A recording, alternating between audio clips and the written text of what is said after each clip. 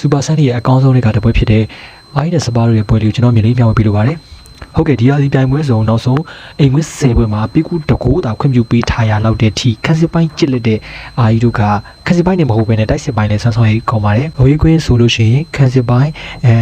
ပလိုင်းပေါင်းနဲ့ဖားကောက်တယ်လို့မျိုးပေါ့နော်ပြန်ပြီးတော့ဂိုးတော့ရှူနိုင်ပေမဲ့ကိုတင်းကိုတွေပြန်ပြီးတော့ခွင့်ပြုပေးနေရလေရှိတယ်ဒီစပါးကိုပေါ့နော်စတက်ပွဲမှာ10လုံးလောက်ခွင့်ပြုပေးထားရတဲ့စပါးကိုကျွန်တော်တို့အိမ်ကွင်းပြီးကျွန်တော်တို့အာကြီးတစ်လုံးရှူတဲ့ထိတိုင်အောင်ကျွန်တော်တို့30ရှုံးမှာဖြစ်ပါတယ်အာကြီးနှလုံးရှူမှသာကျွန်တော်တို့ကြည့်ရမှာဖြစ်ပါတယ်ဆိုတော့အာကြီး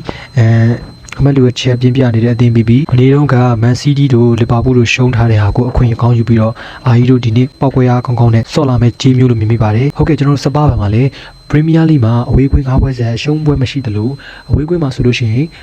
ဂိုးရဖို့ခက်ခဲနေတဲ့ဇာတ်မျိုးမရှိဘူးပေါ့နော်ဒါပေမဲ့ဒီအဝေးကွင်းမှာဆိုလို့ရှိရင်ကိုရဖို့ခင်းနေတဲ့ဇာတ်မျိုးမရှိတဲ့စပါးတို့ကလည်း9ပွဲကို12လုံးထီတောင်တိုက်စစ်ပိုင်းပေါ့နော်စွမ်းဆောင်ရင်မှာလည်းစပါးတို့ကကောင်းပါတယ်ဘော်ဒီဈေးထပ်ပေါ့နော်ကျွန်တော်တို့ဒီကိုပေါင်းကြီးမှာဆိုလို့ရှိရင်နှစ်ဖက်ပေါင်း17ပွဲကိုသွင်းကိုတွေအလုံး40ဒီပါရှိတဲ့ဒီနှစ်သိန်းကို3လုံး90စားနှလုံးရှုံးနီးနော်ဖွင့်နေတာကဒီကိုပေါင်းဝင်ရုံမှာဆိုလို့ရှိရင်ပေါ့နော်ကျွန်တော်တို့3လုံး50စား3လုံး40စား60စားဒီအပချလေးလောက်ဆိုလို့ရှိရင်ကျွန်တော်တို့ကိုပေါ်ရွေးကောင်းရွေးမိနိုင်ပါတယ်ဒါပေမဲ့ဒီသွင်းကိုပေါ့နော်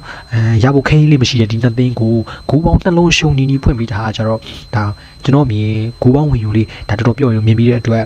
အာဆင်နယ်ကိုအောက်ကိုဂရင်းတွေ့ပြီးပါတယ်တိချချိန်ပေးစီဒနာထားရွေးချယ်ပေးထားတာဖြစ်လို့အကြိုက်တူမှာဆော့ဖို့ပေးတာရက်ခံပါတယ်ဒီလိုမျိုးစနစ်တကျအချက်လက်တွေနဲ့မဟာဗျူဟာကြရွေးချယ်ပေးထားတဲ့တပွဲကောင်းလေးတွေကိုဘော်ဒီသမားတွေမန်ပါဝင်ချင်တယ်ဆိုလို့ရှိရင်ကျွန်တော်ရဲ့ဒီ39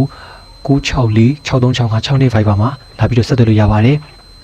မမကြီးတပတ်စာကိုမှ9000သာကြားတယ်မှာဖြစ်ပါတယ်။ Okay ညီကိုရီအားလုံးအဆင်ပြေကြပါစေဗျ။